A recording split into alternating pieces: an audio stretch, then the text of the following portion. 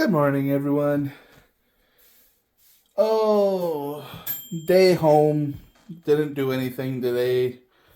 Woke up with a headache and a little bit of probably food poisoning. Lovely. That's all right.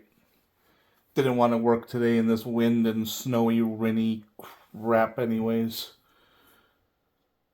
So, just been bumming around the house, getting stuff done, cleaning,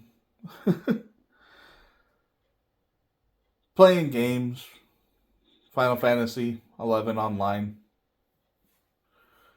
So yeah, hope everybody's having a good day today. Staying warm or cool wherever you're from. And just thanks for watching. Ain't gonna have anything really new for tonight, so y'all have a good day, and I will see you and talk to you tomorrow.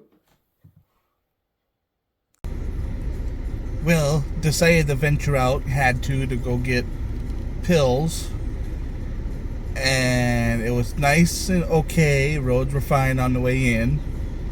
On the way back, they turned to crap. Only gone for about 45 minutes. Yeah, it got ugly quick. Lovely.